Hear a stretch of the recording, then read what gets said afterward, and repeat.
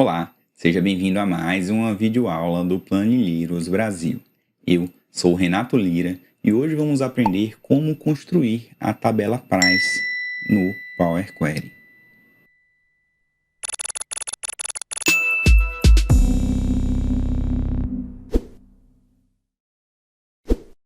O arquivo está disponível na descrição desse link.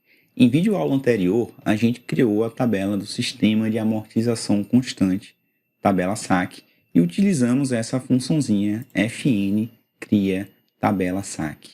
Para a gente construir o Sistema de Pagamento Constante, também conhecido como tabela Price, a gente tem que fazer algumas pequenas mudanças em cima dessa função já criada. Então, para começo de conversa, vamos aproveitar o que a gente já tem. Então, eu vou simplesmente duplicar essa função e eu vou renomear ela para fn cria tabela price. Mas a tabela price ela tem uma formulinha e essa fórmula ela determina o valor da prestação de modo que ao final do período o saldo devedor seja zero e os juros sejam aferidos. Onde que a gente pode achar essa função? Aqui no Wikipedia, a gente tem todo o histórico da tabela Price, mas eu estou interessado nessa fórmula, que é a fórmula que determina o pagamento. Esse é o pagamento constante. Então, com essa fórmula em mente, nós podemos voltar ao nosso Power Query e ajustar a função para calcular com o pagamento constante. Os argumentos serão exatamente os mesmos e aqui a gente tem que ajustar essas nossas expressões, pois aqui eu assumi a amortização constante. Então, nesse caso, a gente vai ter o pagamento, que eu vou chamar de PMT, e nós vamos escrever com aquela expressão, onde é o PV dividido por 1 mais 1 dividido por number.power. A gente tem 1 mais os juros na potência de prestações e é o PV vezes o juros aqui no numerador.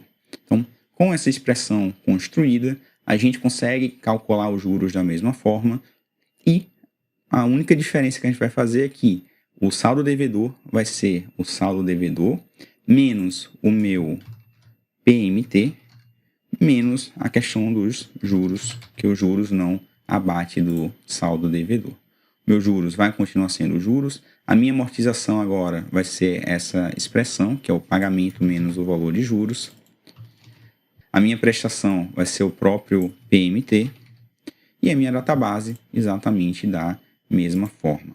Então, desse jeito, com essa função, eu posso, por exemplo, duplicar essa minha tabela SAC, chamar aqui de tabela Price.